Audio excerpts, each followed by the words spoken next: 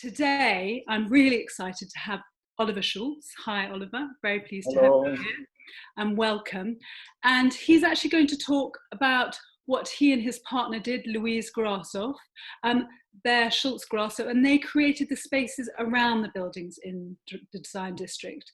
They are sort of integrating the buildings into the space, but I also was thinking about it whether they were actually also integrating the public space into the building. So I'm hoping we're going to kind of, hear about how that works. But also looking today at kind of urban spaces in general and what they mean to us in this era. So I know that Oliver's going to talk a little bit about that. This is, as you know, some of you, this is our fourth talk in the Design District Meet the Architect series. And I became involved because I work on Greenwich Peninsula at Now Gallery, and we're just literally next door to Design District, and it's going to be so exciting when it opens. I can't wait. And I'm a bit of a Greenwich Peninsula lover because the river kind of wends its way round Greenwich Peninsula, and it makes it kind of special in my view. But Design District is really going to add something completely unique, I think. It's 16 buildings designed by 8 architects offering permanent and purpose-designed studio space for all, which quite frankly, I don't know if anybody's working at home, the idea of having a space to go to, which you can call your own, would be totally fantastic. So I thought that we're going to really talk about spaces rather than the buildings today, and we're going to look at the sort of courtyards and squares that will actually make the design district work. So in case you don't know what the format is, I've conjured up, I don't know, about 6 questions, and Oliver is going to put some images to that and talk, and I will interject frequently, as is my wont and my way. But more importantly, we really want to hear from you. That's who we want to hear from. There is, I'm sure as everybody knows, it feels a bit like talking in a vacuum. You're not getting any feedback at all. And we want to hear from you. We want you to ask questions. And Alex, who's over there somewhere, is going to be feeding questions to us at the end. So just get those through. And I think the design team are also going to be feeding you some links, which will be useful, I'm hoping. So Oliver, do you want to share your screen? And then we're going to be looking at an intimate space, I think, to start with. We're going to be looking at your office, because I was like, how do the small spaces, why are they important? And what makes a good working environment and why? And I loved the photograph I saw on your website, which was of you all eating lunch together outside, and that you'd really kind of owned the curb. And I just wondered how this translated into your wider design. Could you talk a little bit about this, and please show me this video, which I love. Absolutely, Jemima. Yes, thank you. Thank you very much for the invitation to have a chance to speak and tell you a little bit more about our work in the design district. And absolutely, even though we're all sitting behind a computer screen, I'm very much looking forward to the dialogue. So Jemima, interrupt and stop me as often as you would like to, and I really look forward to hearing from the bigger panel in the background as well. I can also see that a couple of the people in this video are also in the panel, so that's very nice to see. So I think maybe starting, we have a quite unusual role on the design district. The most, maybe the thing that is most visible afterwards is that we are, yes, the landscape architects for the open spaces. Everything where it effectively rains on has been designed by us on the ground. But not just that, we have also helped our clients at Night Dragon to formulate thoughts about how buildings are to address the open spaces and how you can design good buildings that actually create an interactive world where you can, where buildings, people, and open spaces are well connected. So we made an input into the architect's design brief. So that's what I want to talk about today, all of that, and a little bit about the background where we're from. So let me just get my bearings on the PowerPoint. So maybe to start, where are we today? We are figuring out today that some of the challenges of developing sustainable urban cities are quite complex. And we need to sort of step out of our silo mentality of the 20th century. And our office is set up to create new interfaces at the meeting point of disciplines. So even though we're a small to medium-sized enterprise, as we call it here in Denmark, we're fairly small, we're less than a dozen people, but we have lots of disciplines in-house. So I'm an architect, Louise is an urban designer. We employ landscape architects, we have urban researchers, we have civil engineers, because we think that some of the questions that we need to answer to develop sustainable cities are found at the intersection of disciplines, not within their respective buckets. And for us as an office, that means that our starting point is, you could say, looking at the city like an ethnologist would, like an anthropologist would. We study how cities are composed of people. We try to understand better what builds cohesive urban societies and what kind of physical infrastructure we need to put in place for them to be able to flourish. So understanding who and what we are planning for kind of underpins our office method. And I'll share a little bit with that with you. So once we've had those glasses on, for us, of course, we are architects, landscape architects, urban designers. So we need to put that knowledge then into the world. So how do we organize people in time and space? So we create places that are inviting to many, not to few, that are open rather than closed, that are welcoming people. The kind of places that we think also in the future will characterize good cities. So I think overriding for us, there's three values that we come back to because they reflect inwards within our office, our own organization, but they also characterize all our plans and all our plans for the future, for cities. So that has to do with sociability, Jemima, and the videos that you see, it has to do with, we do believe that we need to create fun environments for ourselves, where we can create a good office community, where we can explore those interfaces of different professions. But the same thing we need to do externally. We need to create the physical framework where cities work like that. Inclusivity. Our office is in Copenhagen, Denmark, but we have me. I'm a German. Louise is Dane. We have people from the UK. We have people from Ireland, the US. So we're a very colorful bunch from many different parts of the world. And we welcome diversity and being different. We're a mixed bunch, and I think that's part of a creative office, like it will be part of the design district, that we're not the same, that we are different. And we create a good platform where that's an added value, where that's better. And that's how cities should be as well. It seems also that you're thinkers. You think about architecture even before maybe you put the pen to paper. Do you think that's correct? Absolutely, absolutely. So I think that's one of the good things of working with us is that before we just build something, we ask about who are we building for and what kind of world do we want to live in. So we help our clients develop a good brief, whether that's for a building or an open space or district. That's very much so. So that thinking is really informing our work. And it's heart blood. So for us, it's not a 9-to-5 thing. We wake up every morning, and the city is different. So the city is not a static thing of bricks and mortar. The city for us is an alive thing that is different a little bit every morning we wake up. In the last 4 months, it was different very much every morning we wake up. But in general, that's an important message from me, is that cities are not static things. They are different every morning, and we are alive things. So we dream about our work, we dream about cities, and that aliveness, that needs to find its way into a working culture. And that's what we're striving to be the best at doing in our discipline. I think that's such an interesting idea. I also wonder whether architecture, more than anything else, people bring home in a way that if you're practicing architecture, you more walk into your house and you're still dealing with architecture, and that somehow it is just something that you kind of live rather than work. And also the other interesting thing, I think we were talking about, we had a sort of conversation before, and I was interested in where your ideas about architecture came from, and whether maybe they were to do with, you know, where you grew up and Germany, and how did that make you an architect.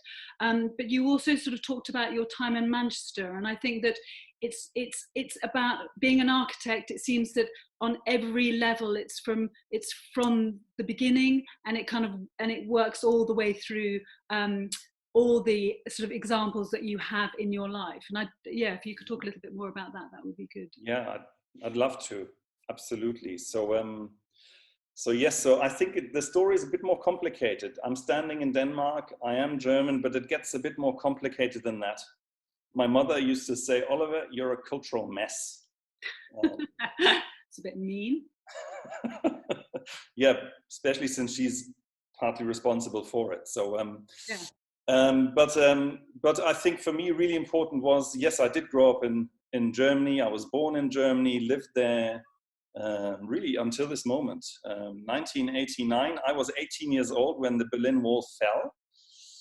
And at the time I had left school early. I was a kind of a school dropout, did military service, and I was in the Alps at this moment. And I realized, I was of course watching the news, and the wall was crumbling. So and it was really weird, because otherwise where I lived in southern Germany, I was fairly stable, but I could see things were kind of collapsing in a way, or changing in a way. And that for me was really important. You could see this major global events were happening, big system changes, but they were taking very local consequences. So in Berlin, a wall was crumbling, people were ecstatic, going both directions. It was, in a very positive way, an expression of public sentiment. And we've just recently, you know, if we look at the news, we've got it everywhere at the moment. So it's not always positive. A lot of it is about positive, but there's tension about, and public space, and that's where I want to go, is public space is a really important platform for positive and negative sentiments to be able to be let out and to help us reshape democratic urban societies in a new way. As this alive organism that changes every day, public space is such an important platform to allow that process to unfold. And I've, you know, then I after realizing, okay, maybe you do want to go to university, I packed my car in Germany, drove to Manchester, was lucky to get a place at School of Architecture there. And then I studied for 6 years in Manchester and worked there for 4 years as an architect, working with housing projects mainly. And there, I was there when the RA bomb went off. And the bomb itself wasn't the interesting thing. More interesting was what happened afterwards, that Manchester, which I think is one of the most fantastic cities in England, moved in. I agree. I went to university there. The Hacienda, it's a great place to go to university. It was fantastic. It is. Yeah, there's no better place to be a student. Absolutely, I agree. Yeah, so and then basically I could see how the city was moving, the city center, an entire city center, a square kilometer was being replanned and rebuilt. And it just was a fantastic moment where you felt, okay, we're coming together to rebuild our city center, to redefine ourselves. And there were, of course, other dynamics in Manchester at play at that time, but it just showed you we can redesign our cities. And if we don't just think about individual buildings, but we think about how buildings come together and all the connective tissue, we can reshape our life. And I thought that was such a powerful thing that also then led me to question whether I want to carry on working as a building architect, or whether I actually wanted to look at city relationships, bigger planning, how buildings come together with open spaces. So I felt that's a dimension I had to tackle in my career. And I still do that. So now with students, I'm a visiting professor at Washington University in St. Louis. And this is a picture 3 weeks old now, where I had students on a Master of Urban Design program that I had to teach remotely. And I designed surveys for them where they would go out on site and try and make sense of this really complex public space moment where shops are being boarded up because shop owners are worried about looting and damages to their property. At the same time, all the people are kind of trying to grapple with social distancing and how do you behave in public space today. So that's really complicated as a moment in terms of public space research. And my students did a fabulous piece of work self-assessing where they were stressed in which way and how different types of urban places at this point in time induce stress when you experience public spaces. So the idea about how cities come together is something that sort of shaped me in my evolution as a student of architecture, practicing architecture and teaching architecture. I mean, I listened to the seminar that you had with your students, and it was completely fascinating. I think the kind of key things for me was someone discussing the 8 to 80-year-olds and how key children and old people are in terms of moving around space and how important they are. There was also something that you said, it was about placemaking. It makes you think about desire and memory. And I think that memory, again, is so important in how you negotiate a public space. And it just seemed to me that it was really extraordinary that the students were coming up with some interesting ways of negotiating this time for all of us. Mm-hmm. Absolutely, yeah. And it shows, that we're at one moment in time, and I think about that a lot. We have a project on Potsdamer Platz at the moment where we're redesigning all the open spaces at Potsdamer Platz, and the client in the beginning asked us, Oliver, we have more than 100,000 people a day that come here. Why do they come here? We think this is so boring. So the reason is they don't come there because of what's there now. They come there because it's one of the icons of Cold War history, and so memories and the way that we can create windows for people to connect with history and their own history, but also our history as a culture is really important.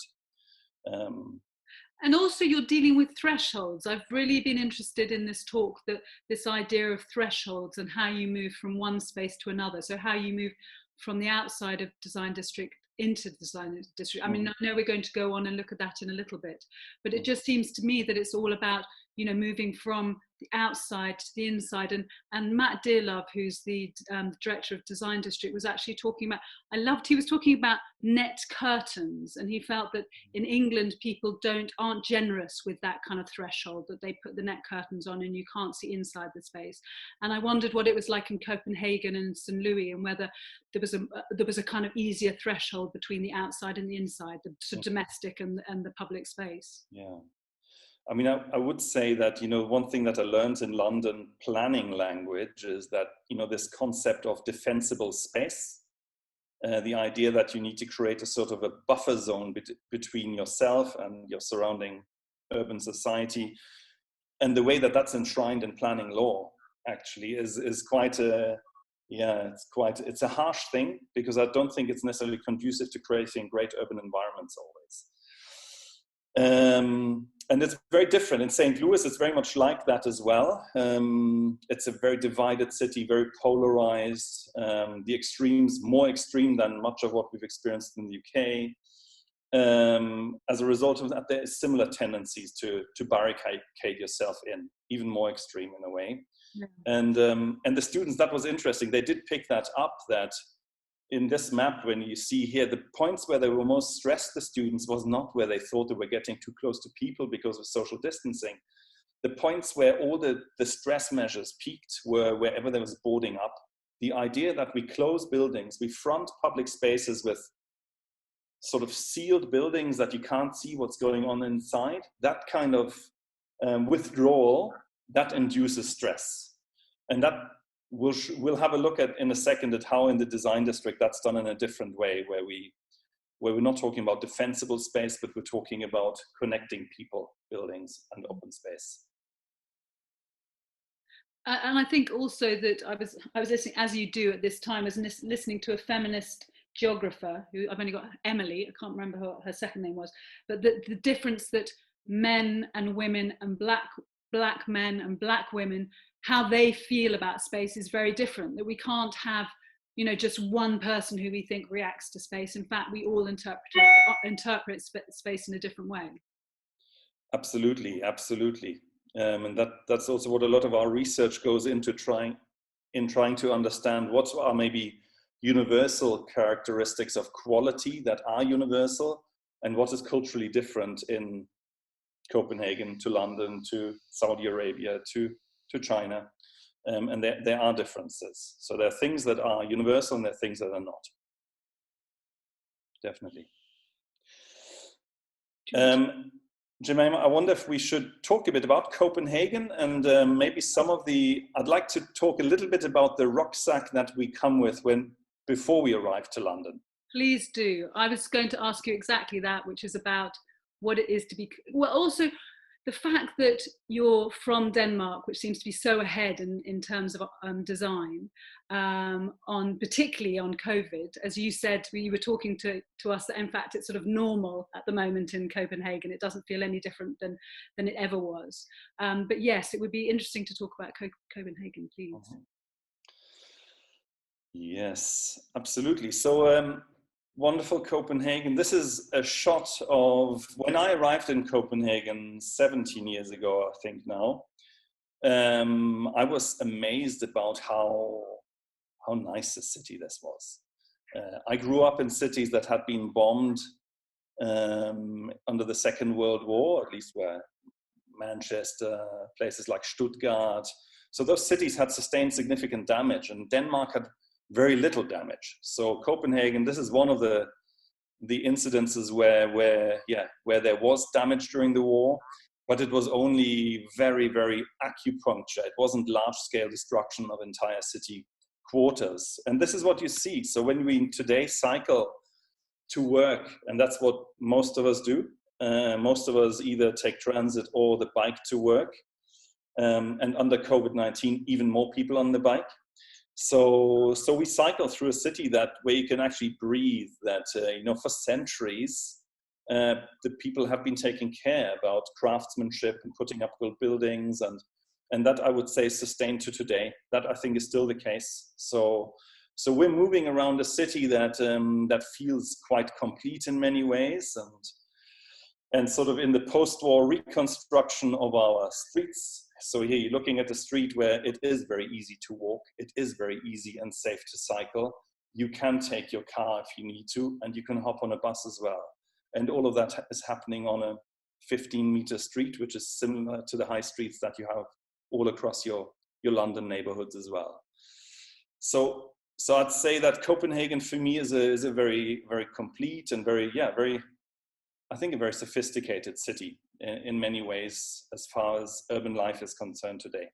Matt was saying how that bins are designed on a 45-degree angle so that you can cycle along and put stuff into them. I mean, which seems as bikes are not, as a cyclist, the fact that we are not accommodated for at all in London, that just seems like total heaven. Yeah, and I think you would experience it like that.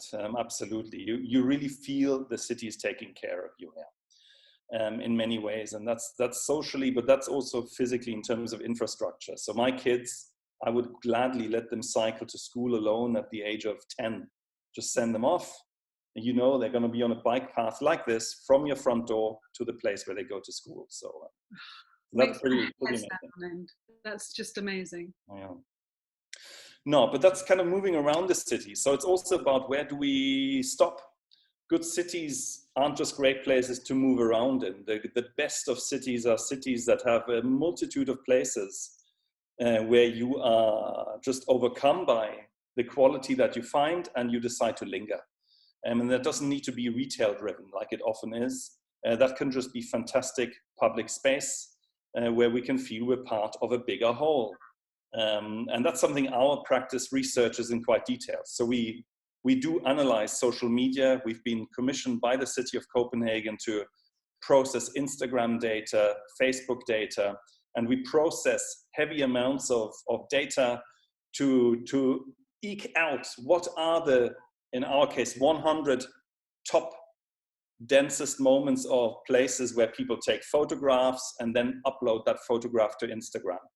So we're looking at one of them here. So this is Dronning Louise's Bro, one of our old bridges, and that's the second most photographed place It's traffic infrastructure. It's a bridge. It's a bridge over a water element, a big lake. But it has become a big memory place. It's a conduit for people hanging out in summer. It's very busy. So it wasn't designed for that purpose, which is something I always enjoy a lot. I'm just going to remind everybody, please do ask questions. We really long to have your questions at the end. So please have a think. I know you've got something to talk about. We're talking about so much here. Please do chip in. And also, I just think that whole lingering, loitering, waiting, you know, all those, in fact, you talked again about that in your seminar in Saint-Louis, I think. You know, what do they mean? And you want someone to linger, but you don't necessarily want them to loiter. And I just think that it's a sort of interesting perception of how public space works. Absolutely, and very happy to talk about that in questions. I think, look at all the photographs. Copenhagen is also a super homogeneous society, not very heterogeneous compared to London or St. Louis.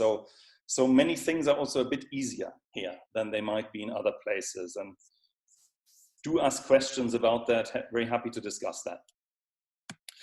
But still, this place yields some values that we think are worth thinking about in other places. And one of them that I sort of stumbled over, coming from Manchester to Copenhagen, was this you kind of get a sense that people brag a little bit less. Yeah, okay. But then I heard that there is actually a code of conduct here known as Janteloven, sort of translated as the law of Jante, which is a surname. And it was explained to me as in, hey, listen here, we don't necessarily say fantastic and superb all the time. And we kind of sort of blend a bit more into the background. So, and that's what this law says. It says that not conforming or doing things that are out of the ordinary are sort of unworthy and inappropriate. And that's you don't want to hear that as an architect. That's not great. You said it was your wife who said you just can't keep saying amazing all the time. It's just I know, but she might be watching, so I thought I wouldn't say. Oh yeah, no, definitely. So we were going to go on. I think I was really interested in the idea of whether there were any kind of universal perceptions of what good space are. Mm-hmm. And I think that it's quite interesting if maybe we move from Copenhagen to the design district and look at the design district for a little bit. Let's do that. And there's quite a few slides, so do interrupt as frequently as you wish, Jemima. So what do you do? So having sort of been socialized in Germany and somewhat in Manchester in formative years, and then living in Denmark. So we come to London, we're invited to work on the design district. And there must be a good reason for it, we hoped, because you've got plenty of landscape architects in the UK as well. But I hope that the qualities that we can bring can add another dimension to that. And so as we land, that photograph from the air, by the way, was actually an approach to London, from where we could see the design district from above taking shape. And then if you look at the master plan that has been developed, the outline planning approval, we investigated that, of course, in detail, and we could see, okay, this is very different from Copenhagen. So the Greenwich Peninsula is super dense. It's one of the densest districts in the world, I think, once it's completed. So you'll have boulevards like Western Boulevard and Chandler's Avenue will be conduits with very, very tall buildings left and right. That's very different from a Copenhagen street. But at the same time, you also have this orange band, the park connection, where you have the central park. Then you have little design district down here, bottom center of the slide. Before you get to the O2. So it's a super interesting context. You know, City 2.0. It's different from what we know in Copenhagen. But I do still think that what we come with is still relevant here too.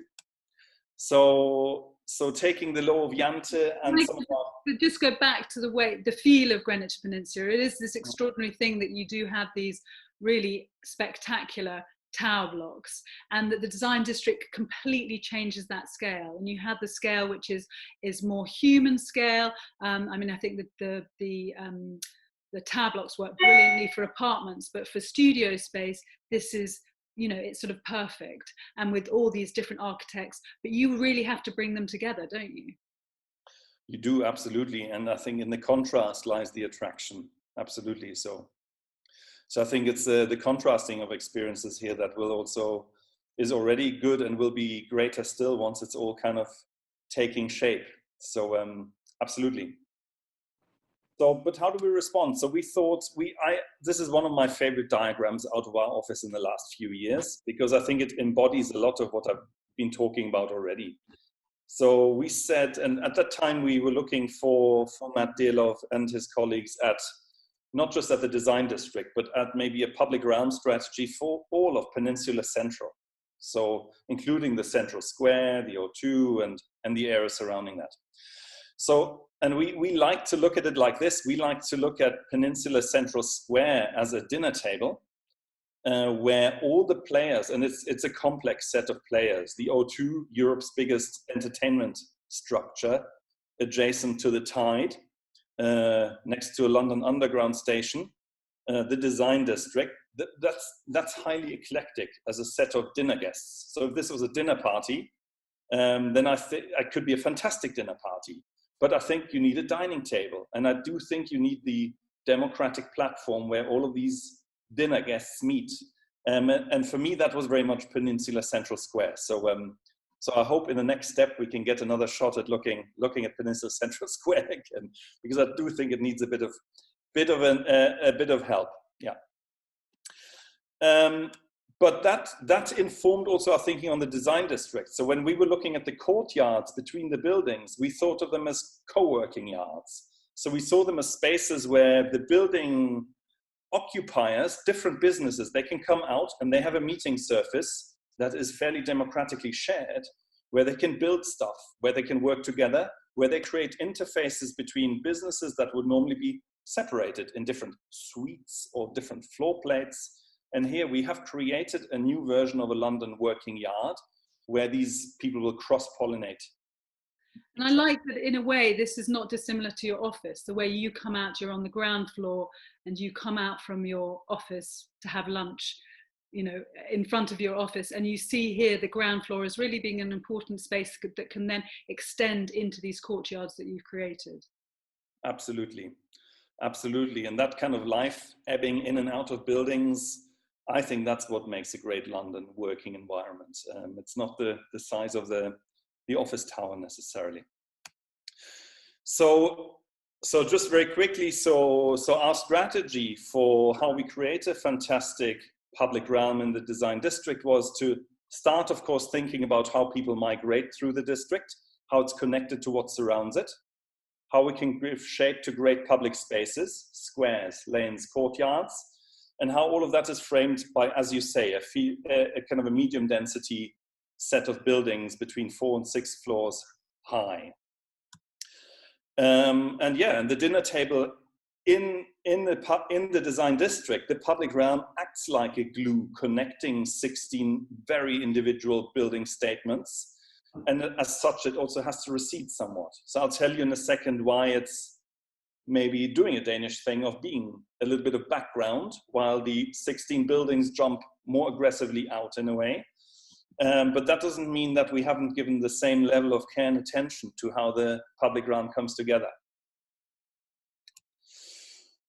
So the universal qualities, Jemima, I think, so that's always, you know, this is super, super up for debate. So are all cities completely different, or are there things that just are the same? And I just want to say today, yeah, public spaces do have some universal qualities. There's a lot that makes cultures different, and difference is great, but there are some things that are the same. And I want to talk about half a dozen of them, which I think we experience in our research everywhere in the Western world. And one of them is context. So of course, good public spaces are connected to what surrounds them. You need to look beyond the red line of your building plots and look at what you're connecting to. So on the design district, that means, of course, thinking about how people get from the underground, from the U2 into the heart of the design district. It's about how we connect to the bus station on the west. It's about how we can connect in a meaningful to the to the park, to the central park. And then very exciting, we'll get how the design district via Chandler's Avenue's head in the north connects all the way to Lower Riverside, etc. So context is super important. Number 2, physical framework. So, and this is, Jemima, going to the heart of some of your comments, that a public space is only as good as the edges that line it. So if you want great lanes and squares, then you cannot just let architects completely turn their back on the public spaces, which is why Matt Dearlove and his colleagues asked us to inject into the architect design brief very particular requirements about how buildings are to put active users on the ground floor, face them onto public space, and make them visually accessible to people. And that's one of the drivers. I think it just keeps coming back to me in my head. I had a discussion with some friends earlier on about, and I've forgotten, I think you said the term, but I don't know if you may not know, there's a bank called Coutts, which is in the Strand, and it has sort of bollards in front of it to make it impossible for people to sit down on this kind of amazing round window. And I think it's sort of, what you're talking about is the absolute opposite of that. What is it called?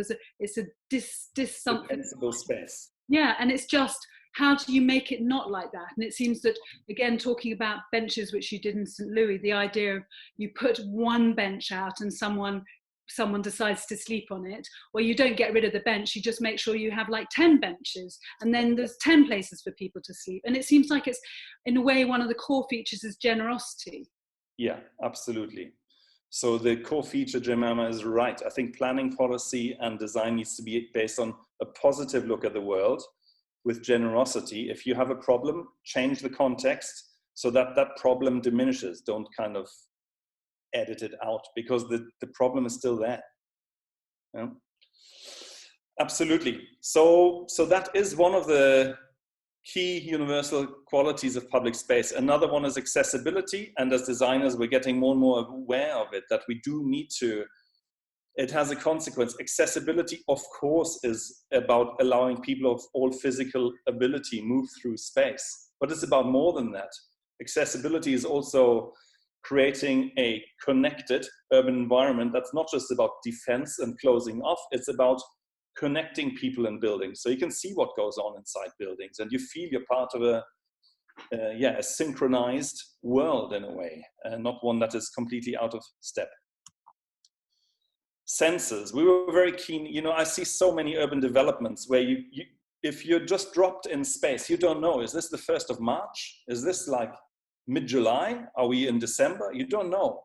So we wanted to make sure that the landscaping of the design district counteracts that. So we've selected very carefully for all the co-working yards, signature trees that have blossoming periods. We've developed a calendar to make sure that when I get to the design district, every working day is going to be a little bit different.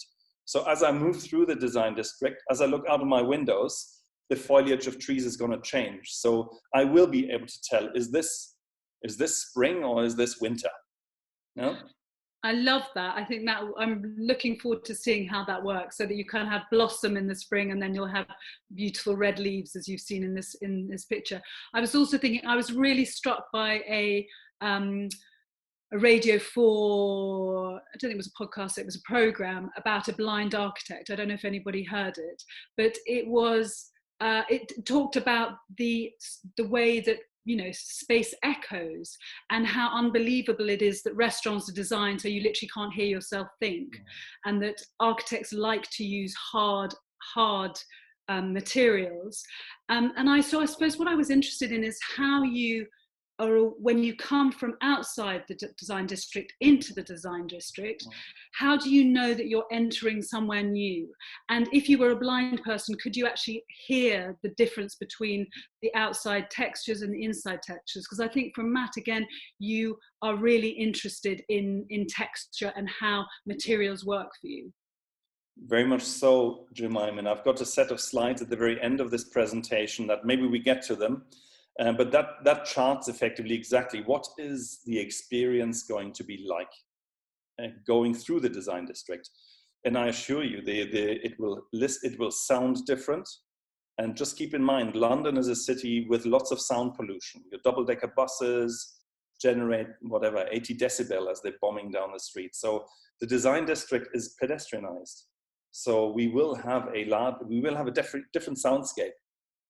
The textures we work with, you're right, we've taken great care in selecting materials that are natural, that when you come from Peninsula Central, it's the same stone, but we're very subtly starting to, you will start feeling different things on the soles of your shoes. As you get closer to buildings, we have threshold zones where we've varied the texture from bush hammered granite to flamed granite. So we're working in a very background way with very similar materials, but very subtly, we're changing the way that they meet. We're changing the surface texture on the stone to very subtly give you these sense of thresholds. So it will be a rich experience kind of coming out of the big spaces into the more smaller human scale design district. And then as you walk from lane into square, into co-working yard, there will be a transition of your world that will be rich. Fantastic. Now we have got 15 minutes. I want to get some questions, in about sort of 6 minutes or something like that. So let's just sort of work through, and maybe we come back to the sort of walk the way because that is fascinating. But we'll go ahead, because I also know after this you're going to talk about future and technology and how important that is to you. So I think I'll keep quiet for a bit and you just move ahead. Okay, I'll try and do that in 6 minutes. So important for me is these universal criteria of public space. So scale. One of the key criteria, of course, that the design district deals with beautifully is a kind of a hierarchy of public spaces that goes from very large to very small, and creates a rich tapestry of spaces in different scale. And we as landscape architects have tailored all the surfacing materials to work with that transition of scale. Interaction, we have provided for a landscape design with very generous invitations for people to linger, to meet, to socialize. Tree pits have been designed so you can sit on them. Topography changes have been done in such a way that they create sitting edges where you can linger and get some fresh air. Bench islands are being created. So there is hundreds of places to sit in the design district. So all of that amounts to this, and this is, I think, addressed in an exemplar way in the design district in London.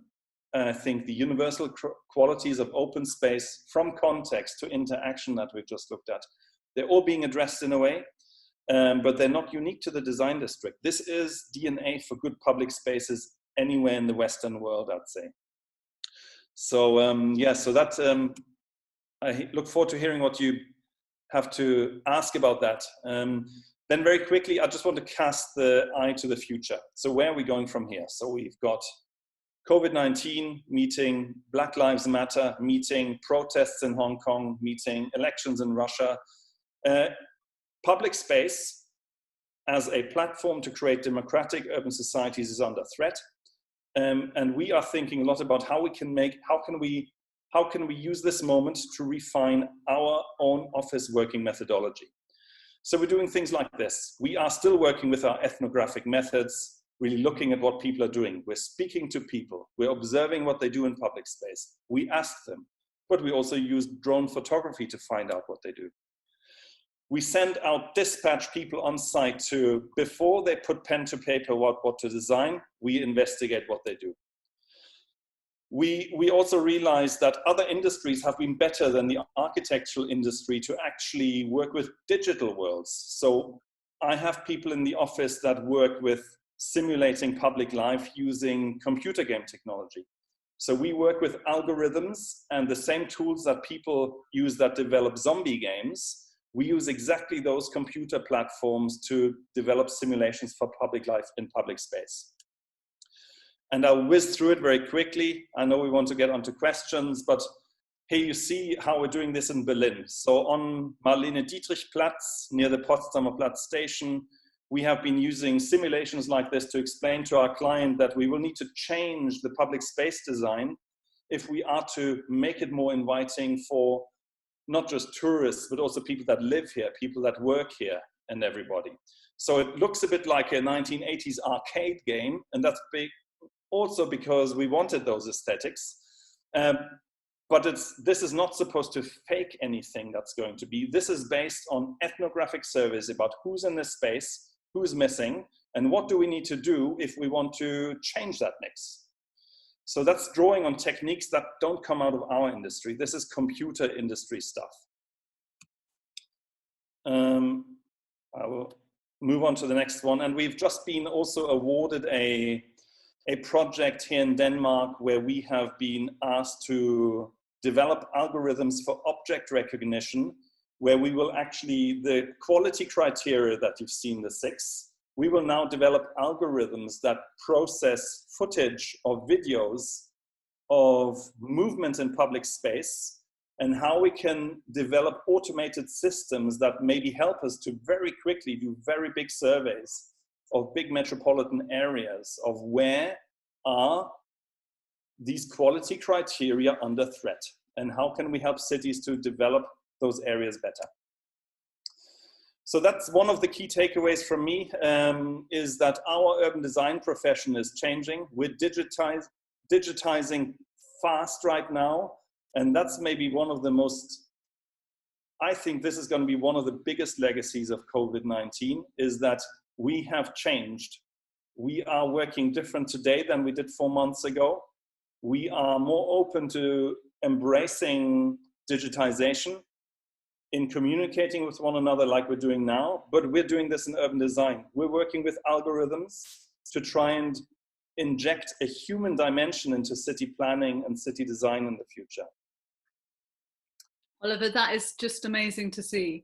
I think we are going to ask some questions now, and maybe we can literally come back at the end, because I think we've got like about 4 questions. Alex, do you want to put some questions to Oliver? That would be great if you can. Yes, we've got some really good questions. Hello, everyone. So the first one's from Nicole, and she's asking about the relationship between the O2 and the design district, and is wondering how will the space deal with the volume of people coming out of the O2 at the same time? Absolutely. Nicole, yes, I think the design district is hugely impacted by what happens in the O2. The O2 is the biggest European entertainment structure. It creates a boom and bust in public life. That means the same square meters of public space that before and after a performance will have, let's say, they will have 100 times the use than they would have outside of those moments. So that's, for public space designer, not an easy thing to deal with, but in the design district we have. So for example, let me just pick lighting. We've designed a lighting system that's the first that I'm aware of in London. There might be others, but we've come with Copenhagen lighting that is suspended between buildings. That's LED-based technology where we can dynamically change lighting temperature and lighting intensity. So we are working on developing settings that will make sure that normally the design district will have a cozy lighting, and the later it gets in the evening, the warmer the light will get and the lower the light levels will get, to create really something that connects with our base DNA as people.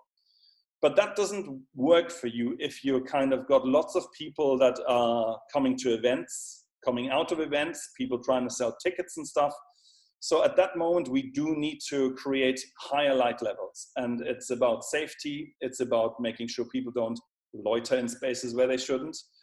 And the lighting does this. So we have developed a lighting system where Matt and his colleagues at Night Dragon will be able to, at the touch of a button, effectively transition from a everyday, cozy design district evening into a mode where it's access and egress in and out of the O2. And we can do that dynamically over the day. So that's just one way that I would respond, how we use infrastructure to respond to the O2 as a neighbor. Incredible. Right, okay, so the next question is from Roland. And it's Alex, you have to move forward, otherwise we can't hear you. Sorry, I do apologise. Can you hear me? I'll try my best. Is that better? Yes. next one's from Roland. It's a big question, and it's kind of in two parts. So I'll read the first bit and then I'll elaborate a little. So he's asking, as you speak of the importance of public space in memory making and need for the city to work for its citizens, how do you ensure public spaces are accessible to disparate parts of society? And what he's saying is, considering, for instance, the most important space for a group of young people to meet might be an abandoned car park on Old Kent Road, how can one ensure that the creation of public space does not alienate? How does it not alienate? Okay. Yeah, I think I didn't catch the name in the beginning, so I can't address the... It's Roland. Roland, okay, Roland. Roland, I see your photo in the panel. Huge question and a super question. So on projects in Berlin and in London, we've noticed, of course, that there is a tendency to provide, the first thing is that this is a discussion, what's public space and what's private space? And actually a lot of the open space that we look at here is private space. Yeah, but it's space that is designed as open space, and it's designed to be inviting. So if you look, for example, at, we've designed the landscape so that it is inviting to people of all incomes. So this is not a space where you have to consume to be there. You know, if you go to Neil's yard, I think you'll find it difficult to sit somewhere without spending money. The design district has been designed, there is more spaces for you to sit where you do not need to spend money than there is served outdoor seating. So the idea that you create many, many invitations for people to be able to dwell in space is a start. But this is also a design district. The public spaces here are of a certain nature and character, and it's not peninsula central. You know, we are at the heart of the design district, so it has a lot to do with the businesses that surround this, and it's open and inviting, but I don't think this is going to be the prime hangout for groups of youth. I think while they can get here, I don't think this is going to be like a car park where they can meet and be away from all eyes. So I think that's maybe, from what I heard, Alex, I hope that sort of goes in the direction. So I would say, of course, public space is the arena accessible to all, and it has to be. And we've in the design made sure that it is an open and inviting project. Excellent. Probably one more question. Yeah, I think we quite like to end up on this one actually, and that is, what is your favourite building in the design district?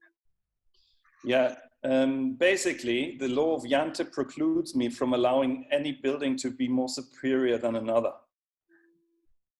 Very, very political, good, democratic. But maybe I can also, I'm German, so maybe I may.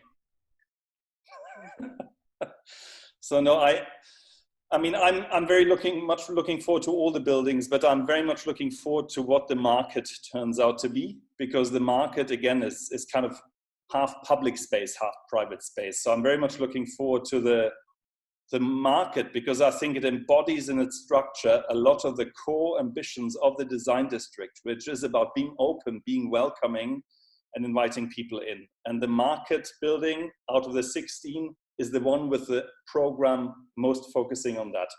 So right now I'm most interested in what that's going to be like. I think that's a very diplomatic selection.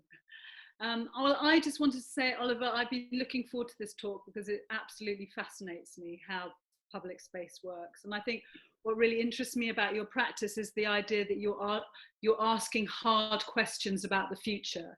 And you're looking at kind of how research and really kind of being thoughtful about how technologies can help design public spaces. And I just think, as you, all everything that you suggested that we've been going through in terms of public demonstration that needs to be safe and needs to be understood, and you know, the way that somehow public spaces were almost evacuated because of COVID, that there's a lot of questions that have been brought up because of this. And I think it seems like your practice is really delving into solutions. So I would just like to say big thank you, just a big thank you to Oliver. I've really enjoyed doing research on you, and yeah, it's been really, really fun and interesting. Thank you. Thank you, Jemima. This was a super chance. I've really enjoyed being able to give a bit more background about who we are and why we are in London.